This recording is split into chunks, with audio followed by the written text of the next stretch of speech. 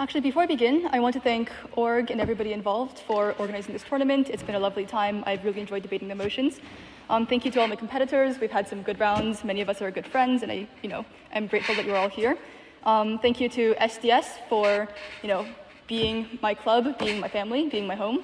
And thanks to Amitai in particular for being someone I've spoken with in the past. I would not be who I am today without, getting to know him and getting to speak with him.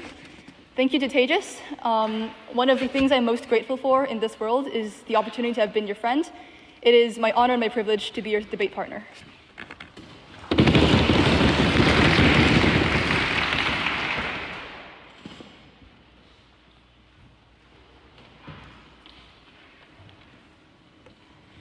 Two arguments from opening government. First, why is this more effective, which is notably the prerequisite to get any form of change or benefits on either side of the House. I want to explain why campaigning for legal protection or legal recognition of identity is more likely to actually get meaningful solvency as opposed to, for example, the legalization of HRT.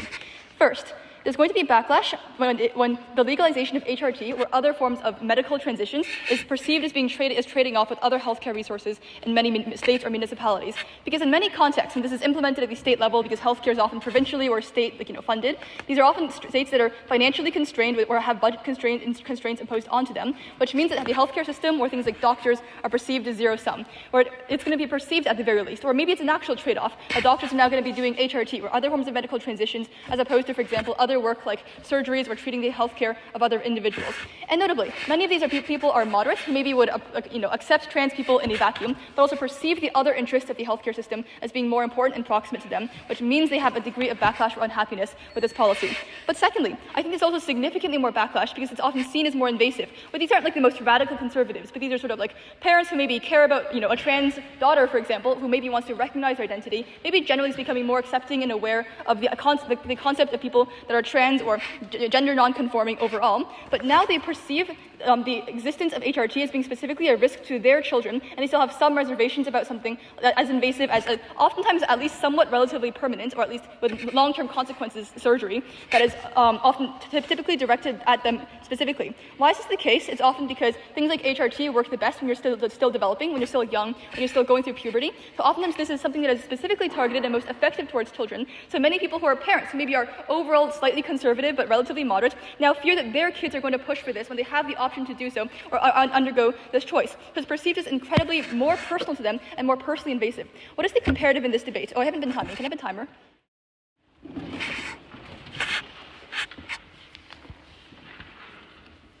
So what was my time at? Okay.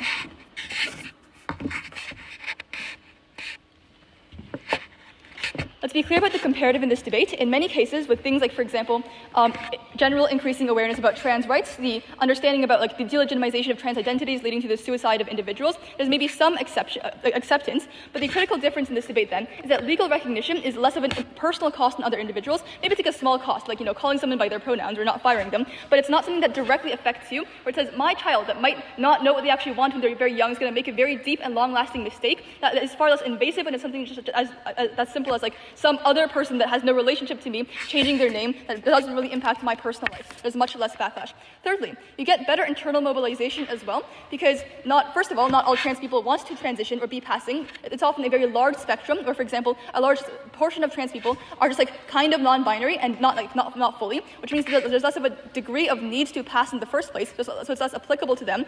But B, there's a perceived lack of access, where even if they legalize it for a very long period of time, it's still likely that things like hormone replacement therapy is still going to be relatively expensive and relatively inaccessible. And even if it becomes accessible in the long term, the trans people in the present don't think it's going to benefit them, so they don't care about them. But every single trans person benefits from things like legal recognition, which can also spill over to people who don't have financial access to HRT, but also they benefit from not being harmed, which is a certain bad thing to happen to every single trans person, the ability to be fired or laid off from work because you're not protected from anti-discrimination laws because you're not seen as legitimate. But fourthly, I think we get better intersectionality as well, because note how in many cases there's certain traditionalists, like the Hijra people in India, the Two-Spirit people from indigenous populations populations who often have the concept of a third gender, or something that falls beyond the gender binary because of spirituality or spiritual reasons. And in these cases, they have less of a need to medically transition because the way they define their identity or internally conceptualize identity is through a spiritual lens. And this is probably also structurally likely given that they've existed for a long period of time. But HRT is a relatively new technology that isn't really necessary or applicable to them. And so for these people, they care more about being protected from discrimination as opposed to access to a medical procedure that is seen as far less important to them. But the final thing I want to note is just the high burden that the opposition has to contend with, where they need to fight for two separate rights or two separate burdens. Where first, they have to get the legalization of these things as well. So for example, HRT or whatever it may be. But secondly, they have to prove access to these sorts of things, which are often going to be financially expensive or relatively costly, or have, where the treatment of potential side effects is going to be costly as well. Second, a final burden. I want to prove why this is likely to be effective. Well, mobilization is likely to be effective if we can get things like internal mobilization with the onboarding of moderates. Where A, if you can convince some moderates that are relatively liberalizing, this is often a large portion of the population. But B, oftentimes, even if it's a small portion of the population, elections are often won on relatively small margins. It's plausible that this is a tipping point. But C, many trans people often struggle with this on a day-to-day basis and makes them feel awful inside. It makes them do things like contemplate whether their life is worth living. They're often single-issue voters on this issue, which is uniquely politically popular. Second argument. I want to explain why this is also uniquely impactful. Before that, I'll take the POI. Yeah, how invasive is therapy? So oftentimes this isn't just therapy. You're also trying to pursue the other things in the motion. And the problem is that when this is also an issue that's bundled together, our backlash arguments and perceptual arguments still apply, because often things like media or other people are going to fear this is going to become a thing in the future, where the media latches on to the most extreme aspects of this. Second argument. Why is this more impactful? I would suggest that the inability to be recognized legally for the identity or the name that you identify with is a constant reminder of the fact that you're not going to be perceived as the person you actually truly are, which exacerbates your gender dysphoria. This is because A, it's often associated with the memory you feel. It's the ability to, for example, be called by your dead name or have to write your dead name on a legal document is a constant reminder of the memory of the identity that has caused you a significant amount of suffering in the past and the discrimination you faced from your parents in the past as well. But B, it's often the social category you care about, not just how you yourself perceive. You want to go to, for example, the bathroom with the social setting that aligns with your gender. You want to, for example, be treated at school by the gender that you are. And note, maybe they can say being passing or therapy is very important, but I have a couple of reasons why this argument outweighs any benefits from their policies. Where A is the feeling of control, where the inability to avoid discrimination is something that is forced onto you. Comparatively, gender can be a performance that is within your control. Like gender performance is often you lean into the characteristics that are associated with a gender. You can change your fashion or your presentation, so it's somewhat more within your control. But B, it's often what constitutes someone's gender identity is often socially defined to an extent. I.e., maybe people perceive being a man as XYZ characteristics now, but when more female-passing people are being legally recognized as men and socially recognized as men, it redefines what it means to be a man in the first place. So you don't have to transition if you can access the legal recognition, which changes what society conceives of comprising certain genders. But C, the feeling of fear often precludes your ability to feel comfortable with your own identity. But no matter how much therapy you go to, it doesn't change the fear that if you're a lower-class person, you can be fired at any given moment for being the gender that you are, or expressing yourself as the gender that you are. And this fear both prevents yourself from leaning into your own gender identity, but also outweighs your ability to feel solace because it's outside of your control, imposed onto you, and it affects something as deeply and meaningful to you as your livelihood and your ability to put food on the table. For all these reasons, propose.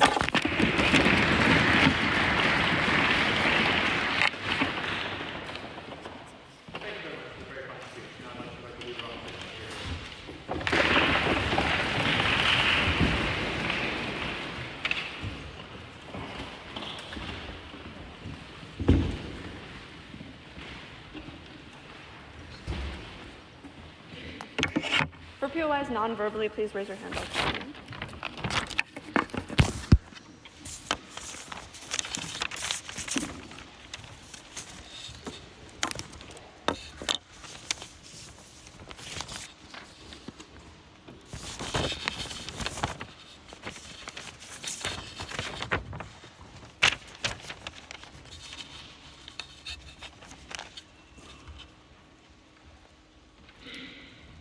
Two very simple things from OO. We get more certain impacts, and the impacts that we get are more impactful on the everyday lives of the people who we're fighting for. A few things then in this speech. First, I want to show what fighting for these access to gender-affirming care actually looks like, because I think it's quite squirreled out of OG, then show why it's likely to be done well, and why it's necessary to prioritize it to get it.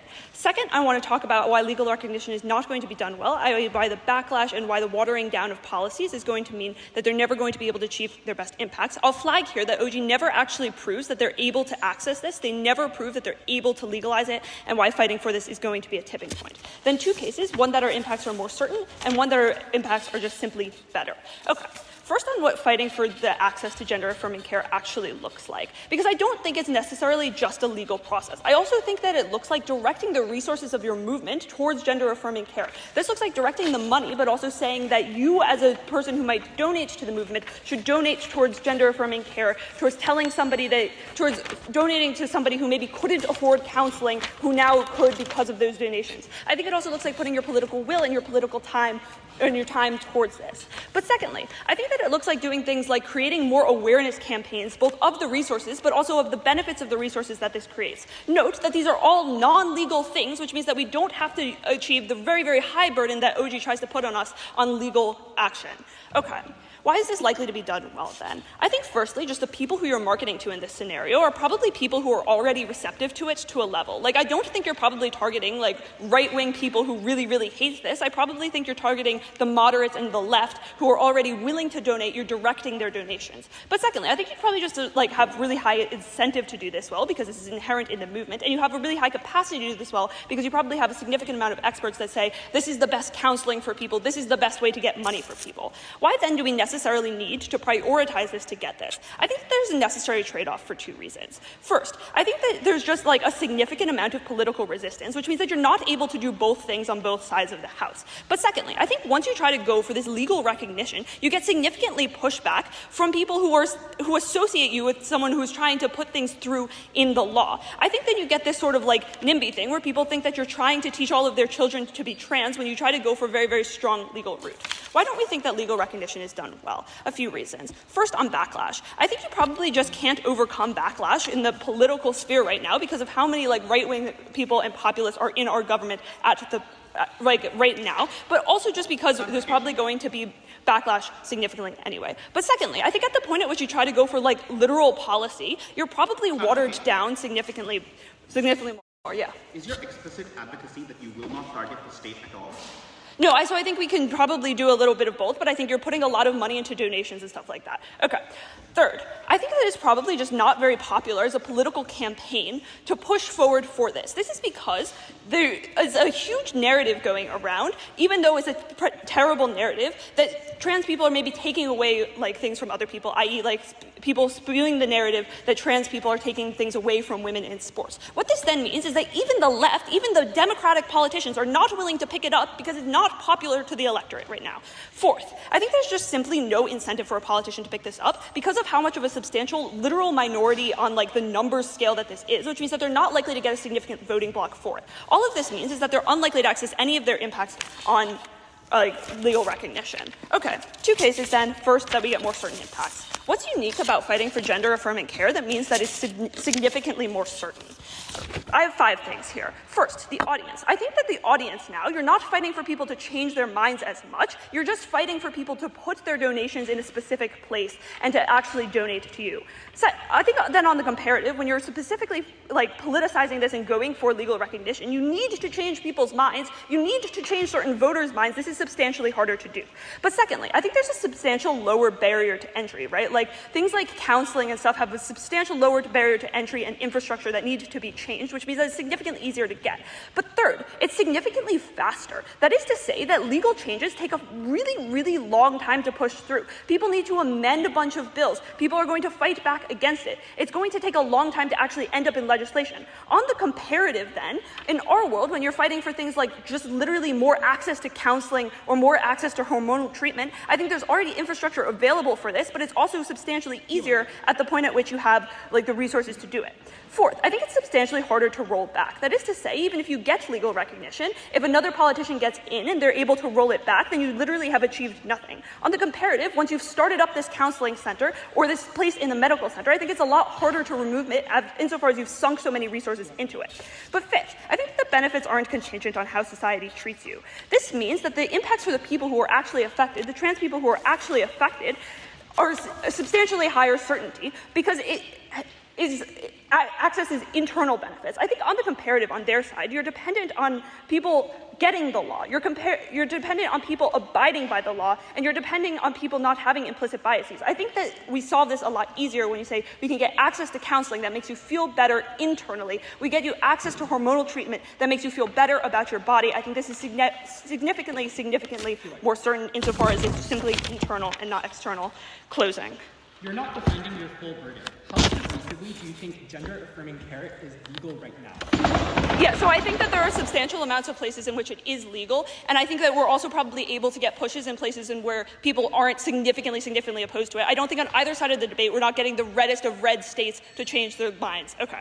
On impacts then, what are the impacts of this case? I think we get substantially more access to gender-affirming care. This looks like more counseling, more hormone therapy, more access to surgery. This is because you have substantially more awareness, which means that just more people are able to access it, but also because we create more funds for vulnerable people to access it. That is to say, if someone who couldn't afford to get counseling before now gets donations because the movement is pushing into getting access for this care and saying you should donate to this, they're able to get counseling because they now have the funds. All right, this is incredibly important for two reasons. First, I think it's significantly more impactful on people's lives because it's so internal, because it's so proximate. On their side, yes, maybe you're able to change your name legally, but how often does this affect you? Does it affect you when you go at the airport, or does it affect you literally every day when you look in the mirror? Secondly, I think we access the most vulnerable group of people. Insofar, these are the people who are unlikely to have funds on either side of the House. We are the only people who get them access to these funds. For all of these reasons, so proud to oppose.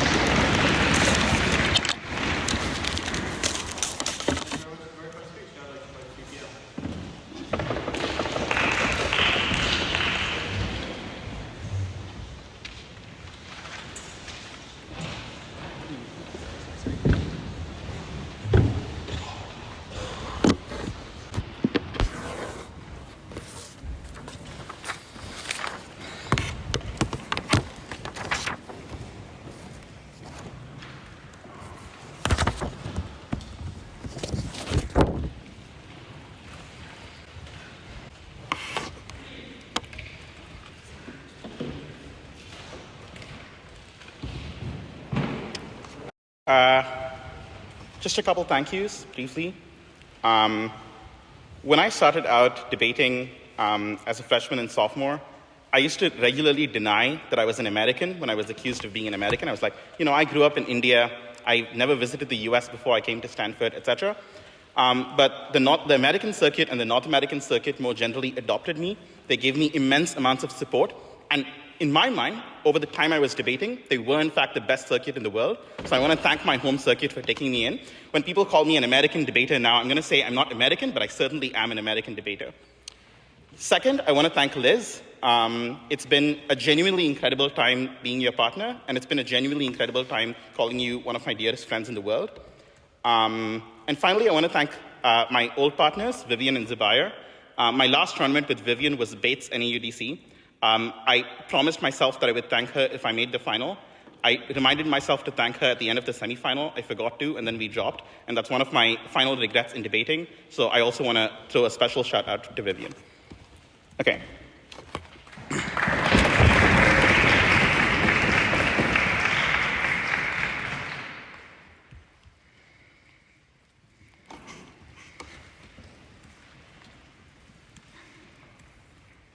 Legal recognition isn't just changing your name to protect your identity.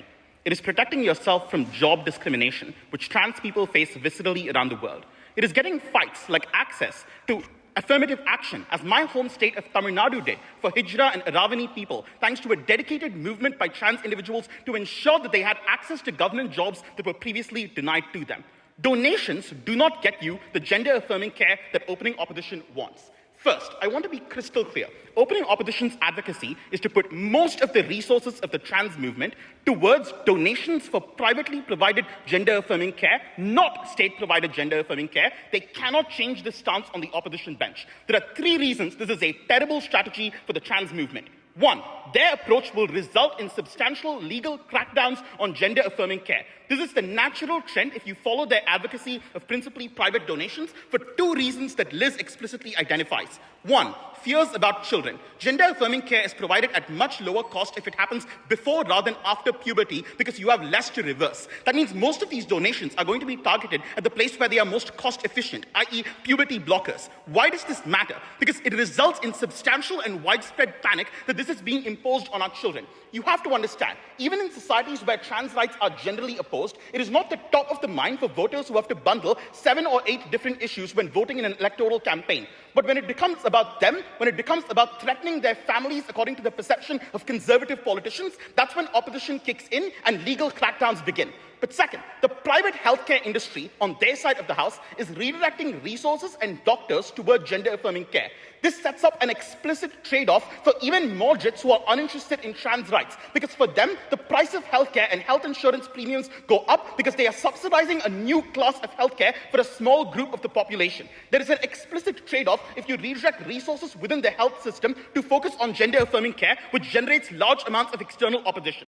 Second, the delivery of healthcare services at scale depends on the state. Why? Healthcare companies are often oligopolistic and able to charge extremely high prices. What happens if you try to subsidize gender-affirming care? They realize that gender-affirming care's demand is inelastic because many trans people really want it, and as a consequence, the moment a subsidy happens, they absorb most of the subsidy by jacking up the price. On top of which, you just don't have nearly as much scale because gender-affirming care isn't tailored to a single group of trans people. Trans people are in a monolith. You need research and development into a wide variety of gender-affirming care, which you only get using the state's resources. And third, the amount of money it requires is simply exclusive to the state. As a consequence, why is the trans movement more effective on our side rather than theirs?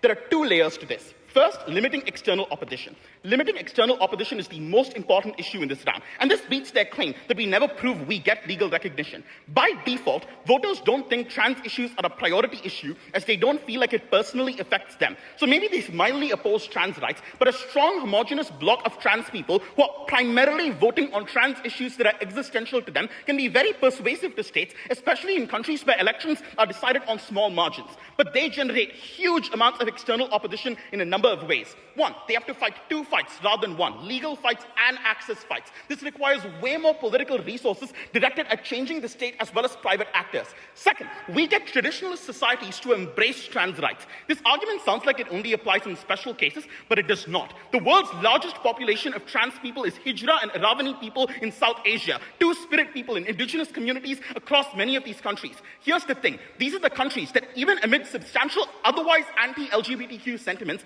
have managed to begin the process of getting recognition for trans people. For example, the extremely incomplete Transgender Rights Act in India. Why does this matter? Because in these societies, it is unlikely that campaigning on gender-affirming care is going to be incredibly effective. There is already substantial stigma against mental health care to begin with, and gender-affirming care often consists of new technologies that did not exist when traditional norms of trans people were being ingrained into these societies. In contrast, the fight for legal recognition and job discrimination is a fight that has been going on for centuries, meaning you both get more internal mobilization and you ensure that the fight is framed in traditionalist terms that these societies more generally recognized. You lose access to that advocacy on their side of the house.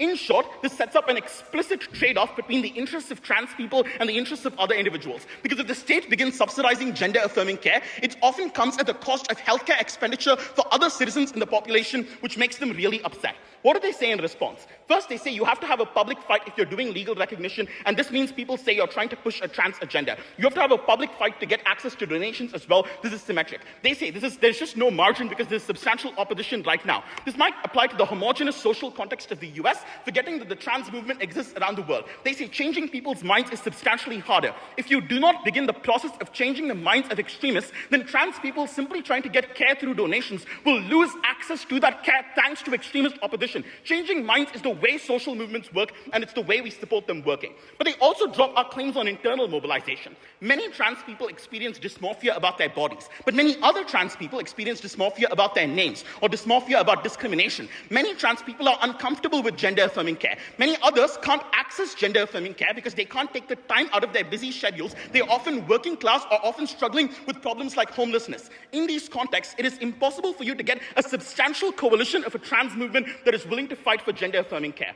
But second, I want to weigh the relative importance of our policies. They have a couple arguments on why gender-affirming care is more important. First, they say you roll back legal recognition. For example, if you start a counseling center, it is harder for it to roll back. Before that closing, do you have anything? So, if the biggest pushback is against gender reassignment surgery for children, why would these advocates be advocating for that? They could just clearly look at easier means to actually achieve healthcare. But I've explained why there's going to be pushback against a range of different issues that you campaign on or donate towards. There's going to be pushback against gender-affirming physical care. There's also going to be protests against therapy in contexts where mental illness is relatively stigmatized. There is going to be substantial pushback. I've explained why it is. Why is our policy more relatively important? They say it is easier to roll back. Legal recognition is much harder to roll back. Many reasons. One, systems often have substantial amounts of legislative gridlock. So, for example, the filibuster in the US, and politicians are extremely risk-averse and want to prevent laws from being passed by the other side, meaning they set up systems of gridlock. So when you get change, it results in more change. Second, court cases, which are often the method of legislation, set precedents which make it hard for future courts to override existing legal changes, meaning legal recognition is often persistent. And third, legal change often sets up social norms. So, for example, in the US, after Obergefell v. Hodges, widespread recognition of marriage equality substantially increased because the state's word has substantial amounts of legitimacy among otherwise politically disengaged civilians. They say this depends on people abiding by the law, but the state has incentives to enforce laws when it comes to things like discrimination because its legitimacy depends. Trans people have alternative ways for their identities to get recognized. For example, performing their gender. They do not have alternatives if their job is threatened and they cannot access economic opportunity. Oppose. Propose.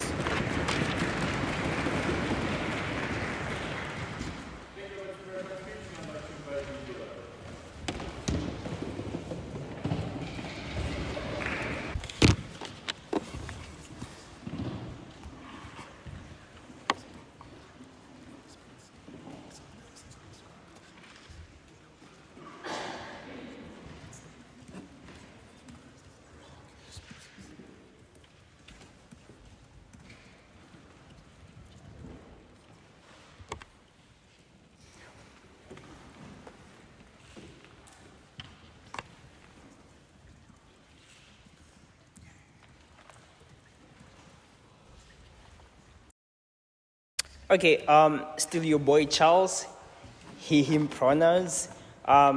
Totally grateful. It's funny, like most people when they make it in life, they said, oh, no one believed in me, but God did. But I'm gonna be different. I think a lot of you really believed in your boy Charles, and thank you so much.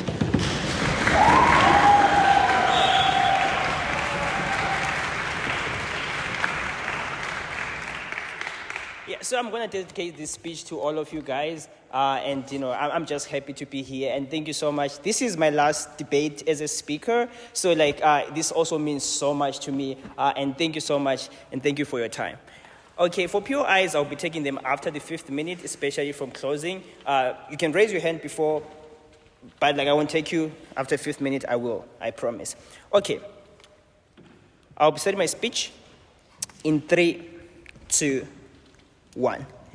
This is ultimately a weighing debate, and I'm going to show you why on 4 levels we already beat Tejas, which is pretty much crazy and nice.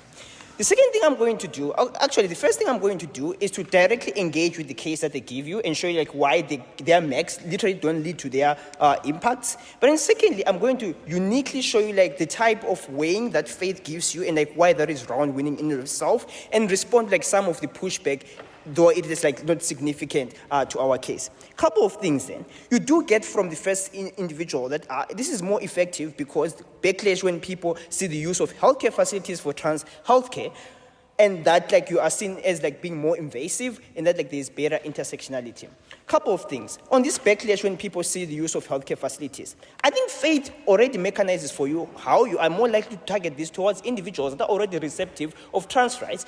That is to say, these are individuals that are more likely to donate to sponsoring the therapy. To the extent this is true then, I don't necessarily see why our case relies on us reaching out to states to defund this. But even if it is the case that we are relying on state subsidies, and that is less no verbal and after 5th minute. Okay, even if it is the case that we rely on state subsidies and that that's invokes some sort of backlash, I think that you can outweigh this on scale. That is to say, the opposition from state comes from individuals that feel that are currently relying on government subsidies, that feel their interests are traded off by the use of these facilities for trans healthcare. On our side of the house, we think that the people that are faced by legal codification are the entire population. These are people that are now forced to recognize these individuals or get fired or go to jail. What it simply means then is that the scale of number of people that are affected on their side of the house is the people that are actively traded off, versus on our side of the house, the entire population. Because if you do not recognize the trans individuals, then you are liable to go to jail or fired from your job. What it simply means then is that we outweigh on scale. The second thing here is that but then this type of care is seen as more invasive. Couple of things on this. Firstly, I think that the trans individuals can exist in their own circles. That is to say, you can get therapy on your own. There is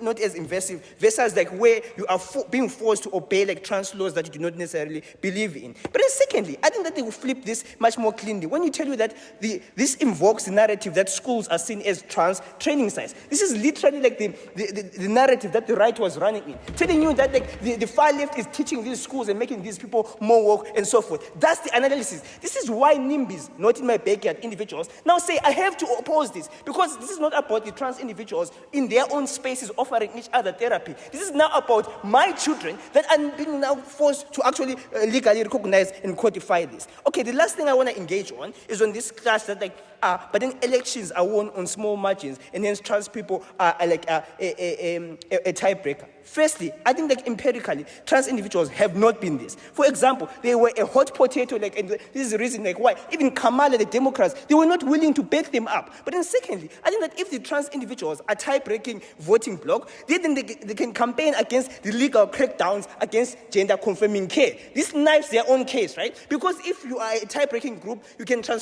fight against any legal crackdowns on this. Okay, then. The next thing I want to do here is to engage on on the case that faith provides you. Because faith tells you how, you cannot do both. And what's unique about the trade-off here is that there is massive backlash, both from the left and from the right. What it simply means then is that you have to divert your entire budget in order to try and change this mind on both individuals of the spectrum. This requires that you ought to transfer all of your budget and so forth. But notice then that it is unlikely for you to overcome this backlash. And this is why I think we're already beating opening government. Because we have 4 reasons of max. That is to say, even if you do buy that you overcome this backlash, why are the types of gender affirming care more important, even if we do get legal codification and all these things? For weighing. 1, on time frame. Even if you do get their changes, they take too long for bills to happen. We have agent needs and agent suffering of individuals happening. Therapy can happen tomorrow, if the trans movement decides to subsidize tomorrow. But then secondly, on reversibility. Because notice, you can reverse any policy changes, but you cannot reverse the therapy and the surgery that I've already gotten. So to the extent that this is true then, I think that we're already winning. But then thirdly, on certainty. Because notice, on their side of the house, the likelihood of their impact is undercut by NIMBYs who backlash because they think that their children are going to be taught to be trans. But then secondly, I think their case relies on some level of enforcement from society. Because if your boss does not necessarily inherently believe in trans rights, whether or not it's illegal or illegal, that simply means that in the gray zones, they are less likely to actually enforce this. Why is HR and other anti-trans people enforcing this and so forth? And then the only response we hear from teachers is that but then legal changes set social norms. I think this is firstly not correct. I think that some things that are legal, for example, being part of the LGBTQ, but then I don't think that then shifted the social norms for all the far-right individuals that then started believing all of this. But then even if you think this is true, I think that then there is a greater incentive for you to prevent this shaping of norms. Because think now, if you are the far-right and you think that there's a shaping of norms, then you have to oppose this symmetrically more. But then the 4th reason as why we are winning is on risk. That is to say, their type of analysis is dependent on effective civilian adherence. That is to say, they are putting all their bets. Okay, closing. Opening. You might beat me, but you sure as hell don't beat Liz. Liz demonstrates that the social stigma against therapy and the fact that therapy can't address external problems driven by things like unemployment means therapy is both less important and going to get opposition, especially since the healthcare trade-off still applies. Panel. Besides Tejas, I've never heard someone who is opposed to therapy. That is to say, most individuals are opposed to like things such as legal codification because it affects them. Why is there an incentive for you to oppose them like getting like their own therapy help in their own circles? But even if you do buy this analysis, right, presumably as the trans movement, because you're deploying like a significant chunk of your resources in this, that means you deploy them in like much more like nice things, such as like, helping them with like voice changing because therapy is now like a contentious issue. I think that we can only get this on our side of the house. I think that you are losing, unfortunately, sorry. Okay then, the next thing I want to engage on is on this POI that we hear from Matt. Like, how pervasively do you think like our gender affirming care is legal right now?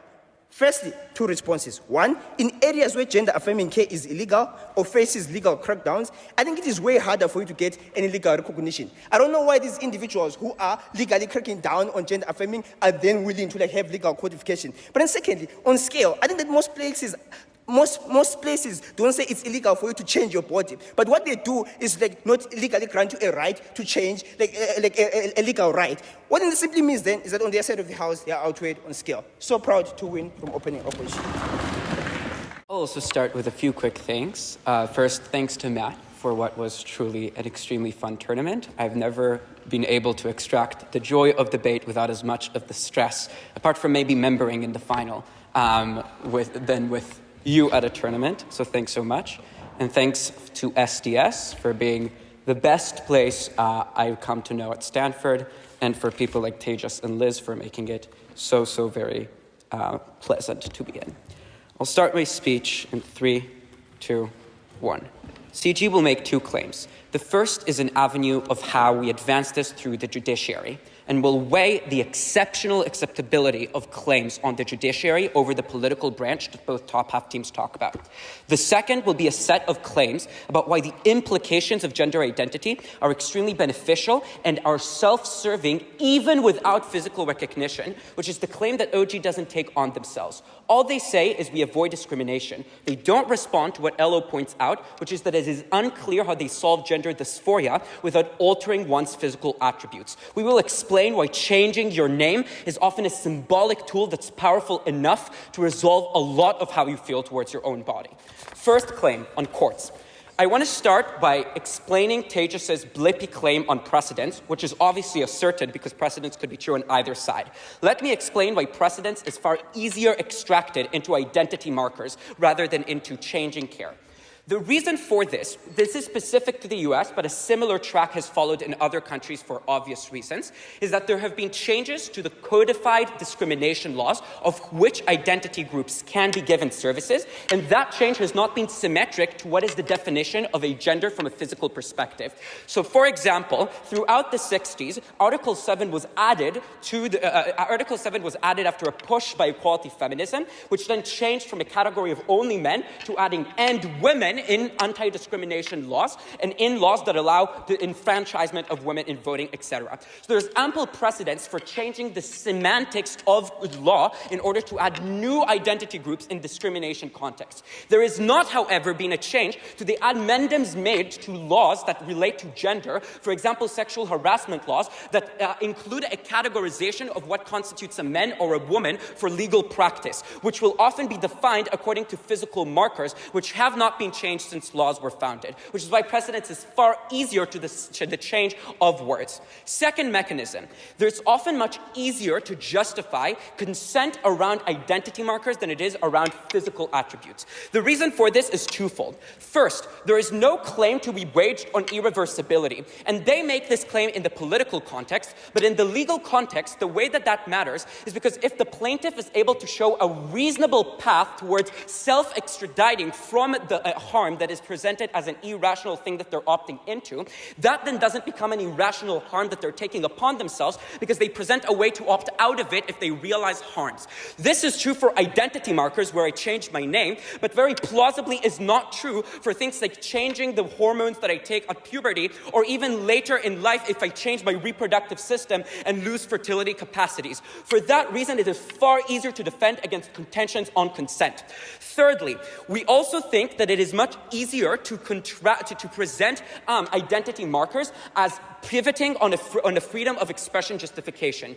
This is because you cannot separate from saying I am a man from the declaration that I am a man. So expressing myself in a certain way is tied uniquely to identifying in a certain way, which means that codified protections of freedom of expression come hand with hand into protections of identity markers. The same cannot be said about changing my physical being, because it's very easy to explain why this liberty of expression is something that I can still have without having to change my body. I can still say and identify whatever attributes I want about me, or state any position about my being without having to take on a different physical marker, which is why we also lose a necessary cause for judicial protections currently of identity changing.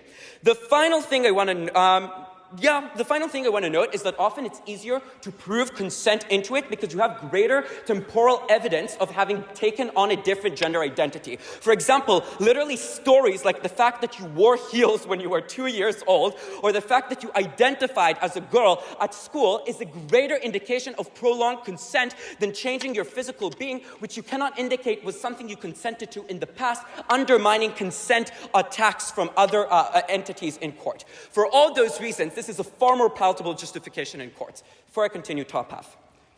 Liberty of expression on the body already exists when you're old enough to consent to things. This makes it a low barrier for individuals than trying to force them to recognize. I don't know what you mean. Like, obviously, if I change my reproductive system, it is something I can't go back on. Whether it is because I'm AFAB and don't have fertility, that is, my fertility is inaccessible, or whether it's just the irreversible changing of my bone structure that when I do later in life will not work the same way.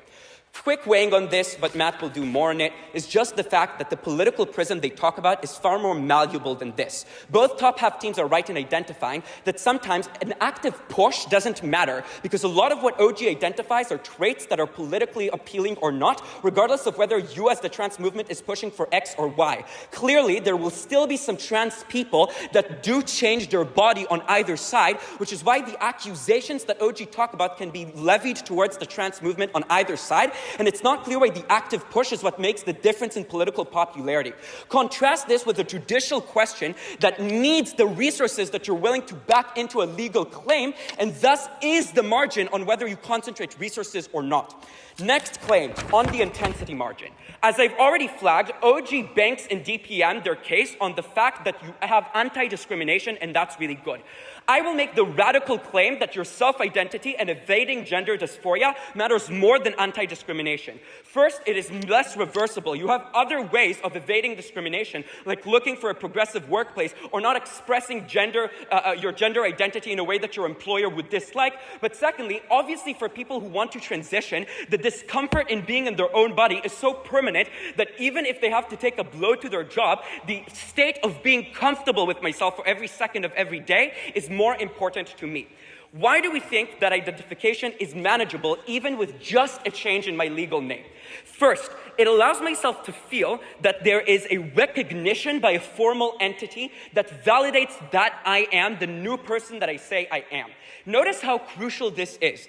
When I get accusatory comments from other people or people that judge me, the difference is that now the rationalizable narrative of the majority of society doesn't think so, the state doesn't think so, society doesn't think so, becomes much easier. And so dealing with attacks on my true gender identity is easier when I have formalistic recognition of who I am that makes me deal with those accusations better. But second, dissociation is easier. Why? Because I tell myself I'm not the same person. So the flashing memories of when I looked in the mirror and thought I was a woman because of my chest are now things that I can disassociate from because I call myself by a different name, which is why it is more reasonable for me to expect to not be the same person. For those reasons, closing document.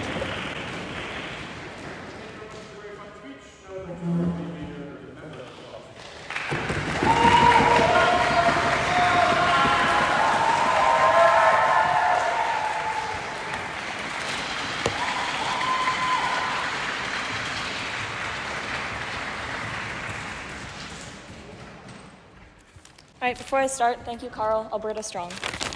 Okay. Okay. Is everyone ready? Okay.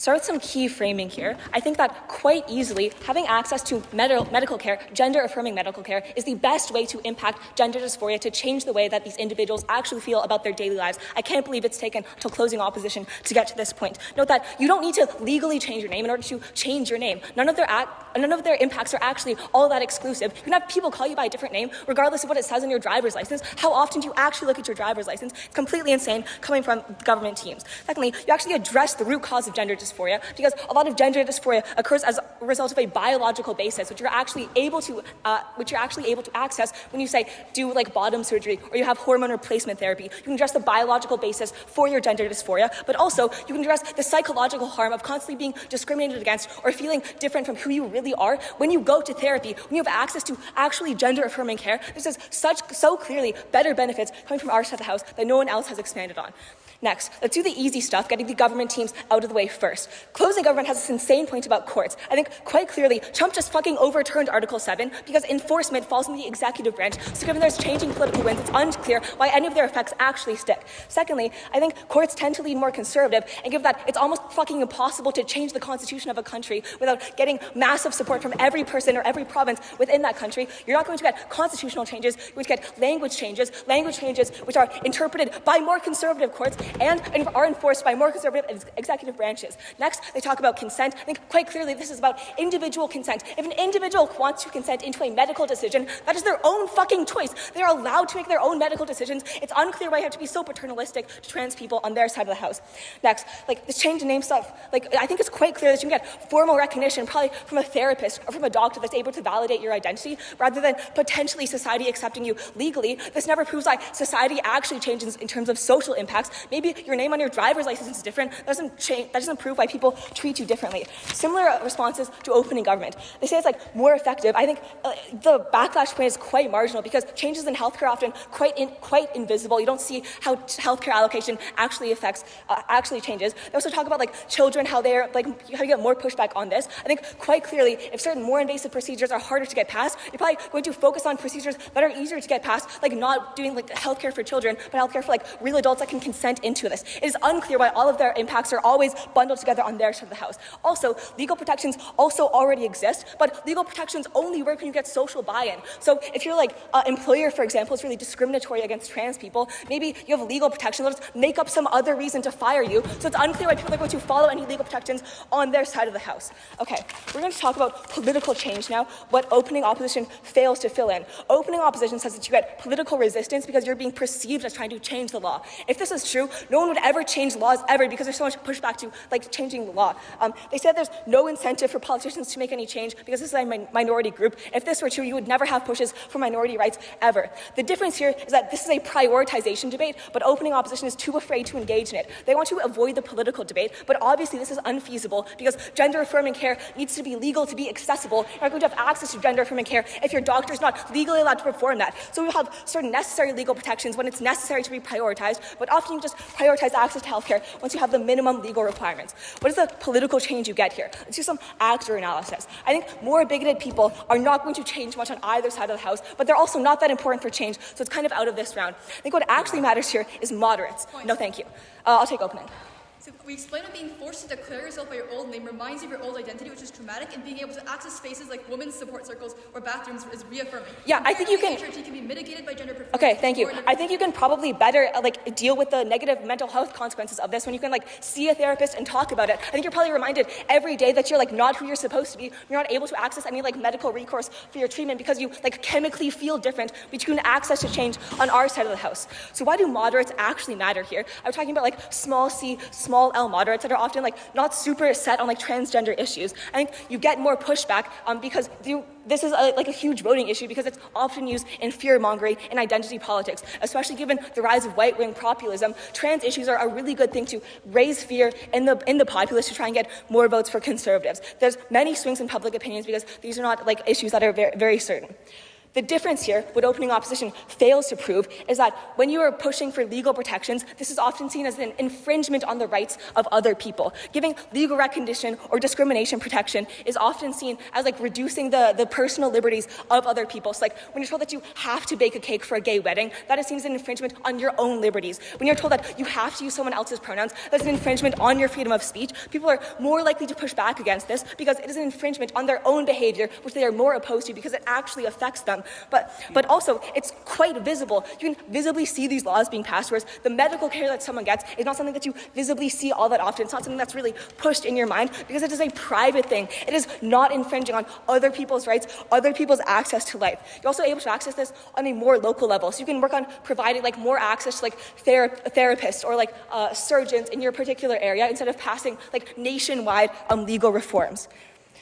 Next then, you get more broad access on our side of the house. I think the unfortunate reality that we live in today is trans people everywhere do not have the same access to more progressive political movements. So there are some geographical areas where it will be easier to pass legislation that is more friendly to trans people. It's better that this happens on our side of the house because the benefits to trans people can be accessed by people living everywhere. I think a simple intuition pump for this is when you have like abortion bans in certain red states, people that want an abortion living in those red states can still access abortion if they travel to a blue state. You can access the same thing when you're talking about gender-affirming care. It's more accessible across borders because you're able to travel for healthcare. You can do therapy online. These are things that are not restricted by geographical boundaries. This expands OO's claim on reversibility, proving that you have more access for more groups of people. It's also stickier. It's less prone to political winds shifting. It's not possible to access the same benefits on their side of the house. If you're protected from like legal discrimination in Wyoming but not Oklahoma, that doesn't fucking matter to you because you live in Oklahoma. So there's no difference. You get less people able to actually access the type of care that they need on their side of the house. But we just also provide better care to people because we deal with the core issues that actually most proximately impact trans people's daily lives and provide more people access to these issues. I think quite clearly we've been able to frame opening government and closing government completely out of this round and actually provide the analysis, the proper political analysis that our opening half fails to provide. For these reasons, so proud to oppose.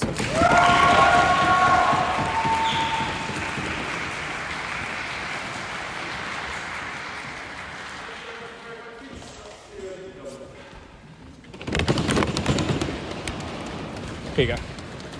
Yeah. This is the phone for recording. Oh shit, sorry.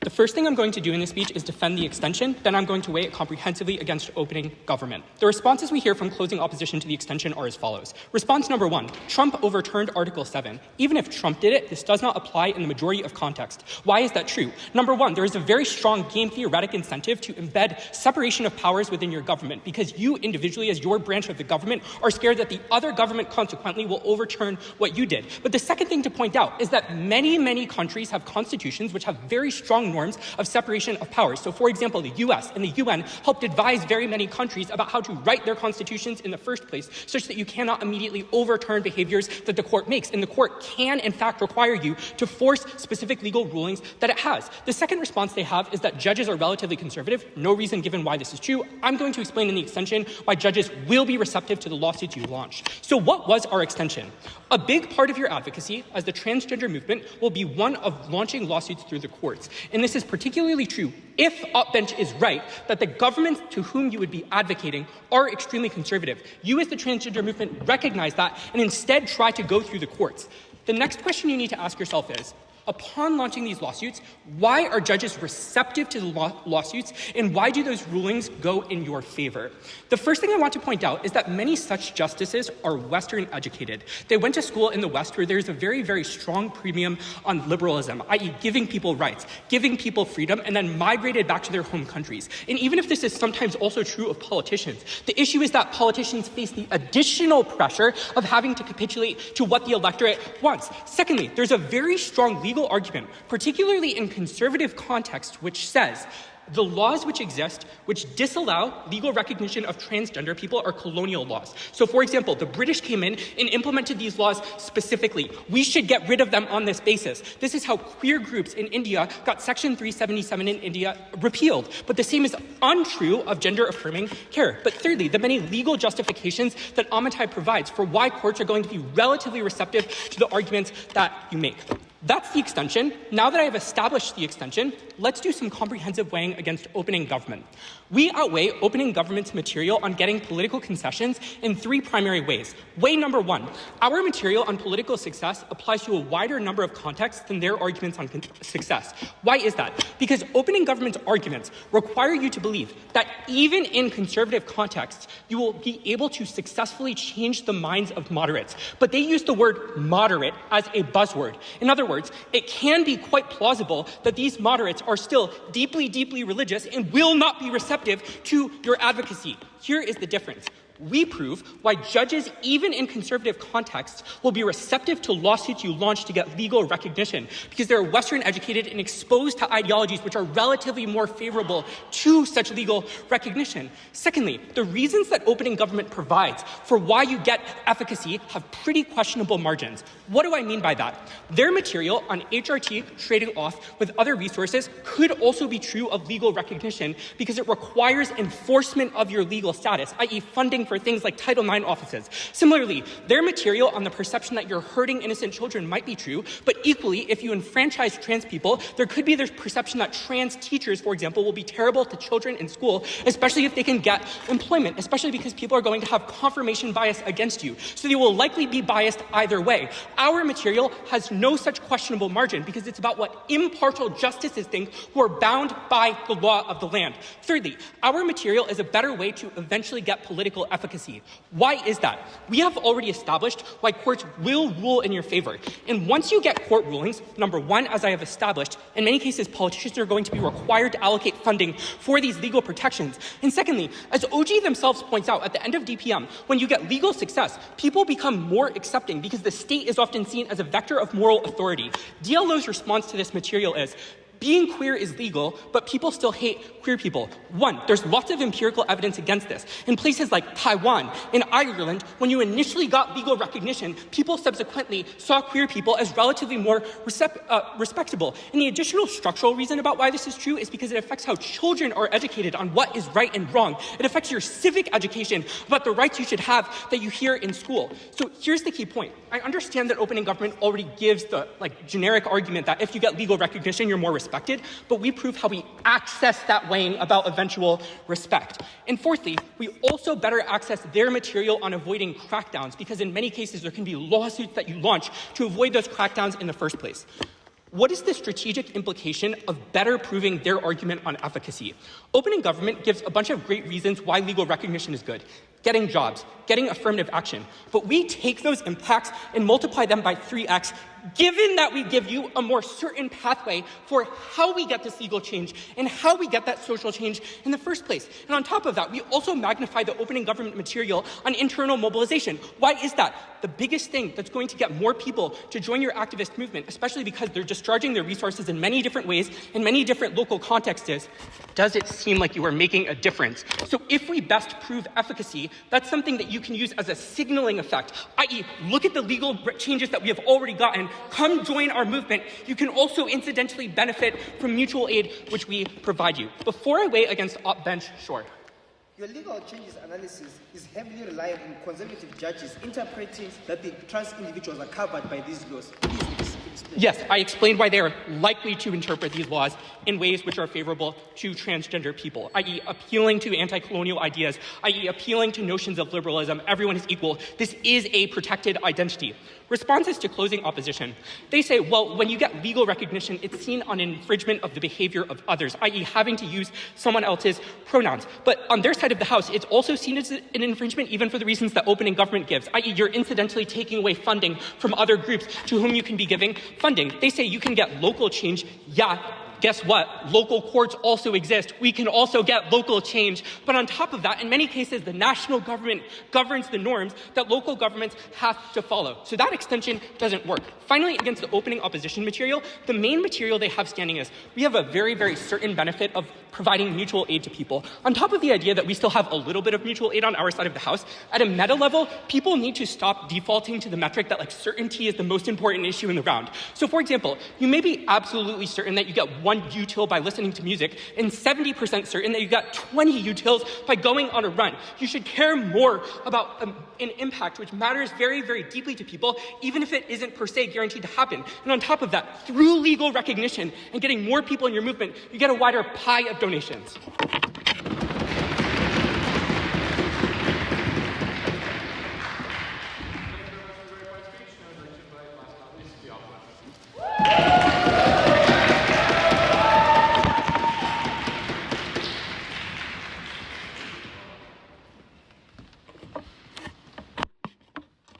Please, no verbal PYs. I will probably take opening at 5. Okay, before I begin, some quick thank yous. I just have 3. I promise it'll be quite quick. So first of all, thank you to Western Canada, where I learned my skills, who raised me in debate, all that kind of stuff, especially you ads. Secondly, thank you to the MDU, who is my new family, and especially thank you to Eve for being a wonderful partner. And of course, thank you to my double partner and life partner, Emma Jones. Couldn't have done it without you.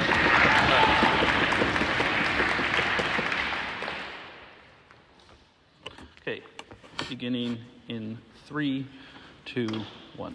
The last speaker ended with a little bit of a meta advice. I'll start with them. You better really make sure you're beating the CEO if you're going to focus all your time on your OG and not engage with their case at all. This is why when you're tracking your notes later and you say, oh, there wasn't much engagement, they had their chance, they chose not to do it, here's why it really matters. Let's take down what I think is a pretty silly argument, which is basically this idea that conservative justices are more liberal than the countries they come from. First of all, how are conservative justices elected? They are picked by the governments of those local places, which probably ask them questions during confirmation hearings, like what are your views on trans people? They probably then curate based off that. I would also just like to note that if we're using the US as a model, which is what the first speaker said, but then we saw a pretty big pivot coming out of the second speaker, it's really unclear to me why the US Supreme Court, which has been the most conservative in recent memory, is suddenly supposed to be the beacon of progressivism. What I actually tell you is these courts are probably supposed to be conservative in libertarian-like ways, which is they are extremely unlikely to infringe on your right to have to do things, which is why they probably don't approve things like forcing you to use other people's pronouns, because that is seen as an infringement on your conservative sensibilities that you shouldn't be forced to do other things. This is why cases like baking cakes were literally shot down by the Supreme Court and affirmed that you don't have to do that because it's seen as those types of things. I would also like to note justices tend to be old, which means they tend to be more conservative than the society they're in. They tend to be appointed for long periods of time, even if it is not for life, so they tend to probably just be more. On this, I think, literally laughable claim that because of neo-colonial backlash, they're not going to think. I'm sorry, look at a map, look at where being gay, much less trans, is legal, and it's going to align pretty clearly with colonialism. This is because colonialism has done damage to these things. I don't think these places suddenly just reject all that. I wish I lived in their world. It's just not a real one. Finally, why does all of this truly not matter? Because when they tell you you can make these types of changes, if this was true, if these arguments were so persuasive to justices, this would have happened 50 fucking years ago when all these constitutions were written. If their arguments are as persuasive as they tell you, there is no reason that they wouldn't have bought them back then if they had strong deological reasons to buy into them. Clearly what policies judges are willing to accept are based off of the social norms of society and what they're willing to accept. Clearly these societies are not willing to accept trans people. That is obviously the case. This is why the US doesn't have these types of things. But finally, and this was responsive to my partner, which they chose not to responsive, guess who does enforcement of law? Which is to say, even if your government, the justices say, hey, it's illegal to do these types of things, it often comes down to the executive branch through, the governor general to enforce those laws, which is why when Trump says there are only 2 genders, any interpretation of what gender means falls to then whether or not cops and judges actually carry that out. I think this means that probably these legal mechanisms are not the saving grace for their case, and I think it's probably not a particularly effective means to get the types of changes. Let's talk quickly about the second extension before we move on to the other teams. It is basically that having people honor your language is gender affirming. One, I actually think OO has a good response to this. I think probably dysphoria is also looking in the mirror and not having that match, so I think they probably should have engaged with that. But on a simpler level, in order for this to work, you need to force people to respect your pronouns who would not otherwise. Doing that will have all the conservative backlash onto moderates who do not want to be forced. The one most pervasive narrative against trans people is, I don't care what they do, don't make me say, don't force me to say certain things. This is where moderates fall onto that side of the issue. This is why it is non-persuasive. What we give you on our side, and through the actual extension of this round, is we tell you that uniquely, the ability to access this health care is less reliant on the types of general public buy-in that you need to get. First of all, this is, you can stand up, I'm still taking opening, you had your chance. When you look at, sorry, that was distracting, please don't do that.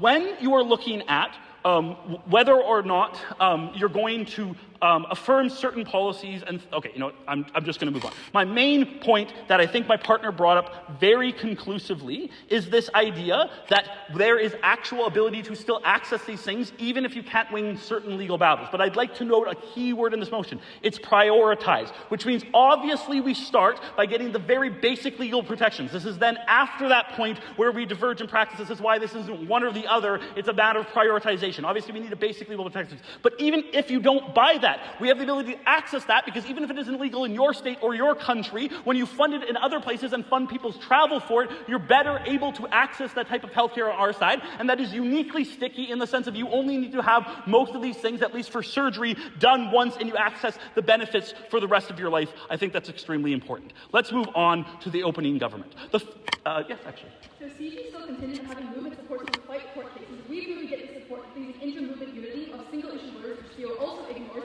that gets both electoral and judicial change to precedent setting. Yeah, so I think you're beating CG, but what's probably more important for your case, and where I think your case is probably going to have a lot of problems, is one, they never prove why their narrative is necessarily more salient on these issues. They tell you in some niche communities that there is widespread support. I hate to tell you, in Canada, there is not widespread support for two-spirit people. Like, I think this is just a myth that they're trying to peddle for their case. I don't know why this is true. They give me no reasons to believe this is true in a majority of instances. They can name India. I grew up in Burkina Faso. I can assure you trans people aren't treated particularly well then. We can trade examples all day. I don't think that's necessarily going to win it. But what they do tell you is that you can get the types of political change that are responsible. But note, I want you to compare this uniquely to our mechanism. What do you think your average moderate, because that's what they concede this debate is about, cares more about? Do they care more about whether or not marginal amounts of funding for 1% of the population might be diverted from their taxes? Or do they care about being forced to use certain language that infringes on their individual choices? Like, I'm sorry, no one would ever support anything for any minority if their, like, the funding of taxes argument was true. People obviously don't do this. Culture wars makes people get caught up on issues of minorities, whether or not they're the majority or not, so that's also a problem for OO. What we uniquely tell you is the actual mechanism that drives moderates away from trans issues is when you infringe on their liberties to do things. Most people actually say, I don't really care what the gays do, I don't care what the trans do, as long as it doesn't affect me. But when you tell me I have to change my language to accommodate that, I take a stance against that. That's where you lose the moderates. That's where we gain them on our side. And then we are able to access a scalar impact of therapy. So if we can't get full transition, then we'll just get therapy and all those types of things that have lasting benefits because they don't get repealed in 6 months when a new administration comes in.